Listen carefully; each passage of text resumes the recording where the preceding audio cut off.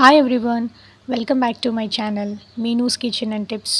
మన దగ్గర జనరల్గా ఒక టమాటా, 2 క్యాప్సికమ్, 3-4 వంకాయలు, అలా 3-4 బెండకాయలు మిగిలిపోతూ ఉంటాయి కదా. అవన్నీ కలిపి పచ్చడి ఇలా ప్రిపేర్ చేయండి, నిజంగా చాలా టేస్టీగా ఉంటుంది. ఒకసారి ట్రై చేయండి. అయితే దీనికోసం ఫస్ట్ నేను ఒక 2 స్పూన్స్ ఆఫ్ నువ్వులని ఇలా వేపుకున్నానమాట. మంచి స్మెల్ వచ్చి చిటపట్లాడే వరకు. తర్వాత అదే ప్యాన్లో ఫస్ట్ కూరగాయలన్నిటిని కూడా ఈ విధంగా అరేంజ్ చేసుకుంటున్నాను. నా దగ్గర సొరకాయ అండ్ టమాటాలు, ఉల్లిపాయ, క్యాప్సికమ్, వంకాయలు ఉన్నాయన్నమాట. సో వీటన్నిటిని కూడా ఈ విధంగా ఫస్ట్ తరుక్కొని ప్యాన్లో వేసుకుంటున్నాను. మీ దగ్గర బెండకాయ ఉంటే బెండకాయ యాడ్ చేసుకోండి, బీరకాయ వేసుకోవచ్చు, లేదంటే దోసకాయ వేసుకోవచ్చు, దొండకాయ, అలా పచ్చడికి ఏది బాగుంటుంది అనుకుంటే అది వేసేసుకోవచ్చు. చాలా బాగుంటుంది, ఒకసారి ట్రై చేయండి.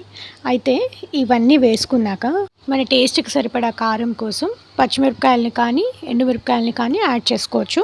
నేను ఇక్కడ 2 కలిపి యాడ్ చేసుకుంటున్నాను, మంచి టేస్ట్ ఉంటుంది. పచ్చిమిర్చి కారం ఉన్నాయి, అందుకే తక్కువ వేసుకున్నాను. ఇప్పుడు స్టవ్ ఆన్ చేసుకొని పైనుంచి ఒక 2 స్పూన్స్ ఆఫ్ ఆయిల్ని వేసేసుకుంటున్నాను.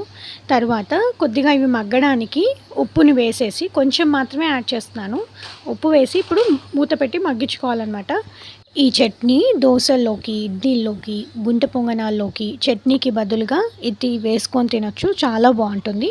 పుల్ల పుల్లగా అలా వేడి వేడి అన్నంలోకి సర్వ్ చేసుకున్నా కూడా చాలా బాగుంటుంది. నెక్స్ట్ ప్రాసెస్లో వీటిని ఒకసారి బాగా మిక్స్ చేసుకొని మళ్ళీ ఒకసారి బాగా మగ్గే వరకు మూత పెట్టి మగ్గించుకోవాలన్నమాట. ఈ వీడియోలో చూస్తున్నారు కదా. ఈ కూరగాయ ముక్కలన్నీ మగ్గడానికి ఒక 8 నుంచి 10 నిమిషాలు పడుతుంది. అప్పటి వరకు వెయిట్ చేసి ఇవి బాగా చల్లారాక మాత్రమే మిక్సీ జార్లోకి యాడ్ చేసుకోవాలి, లేదంటే ఈ మిక్సీలోంచి అంతా పైకి మూత ఓపెన్ అయి తుల్లుతుందనమాట. చివరగా స్టవ్ ఆఫ్ చేసే ముందు ఒక 5-6 రెబ్బల వెల్లుల్లిపాయలు, కొద్దిగా చింతపండుని వేసేసి స్టవ్ ఆఫ్ చేసి చల్లారనివ్వాలి.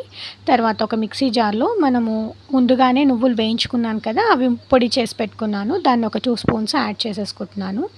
తర్వాత ఈ మగ్గిపోయిన కూరగాయ ముక్కలన్నింటినీ కూడా మిక్సీ జార్లోకి యాడ్ చేసేసుకొని దీంట్లో కొద్దిగా పసుపుని అండ్ ఇంగువని వేసేసుకొని మన టేస్ట్కి సరిపడా ఉప్పుని కూడా యాడ్ చేసేసుకోవాలి. అయితే ముక్కలు మగ్గడానికి కొద్దిగా ఉప్పు వేసాం కదా, ఇప్పుడు కొద్దిగా చూసి వేసుకోండి, తక్కువే పడుతుంది. తర్వాత మిక్సీ చేసేసుకోవడమే. సింపుల్గా మిక్స్డ్ వెజిటేబుల్ పచ్చడి రెడీ అయిపోయింది.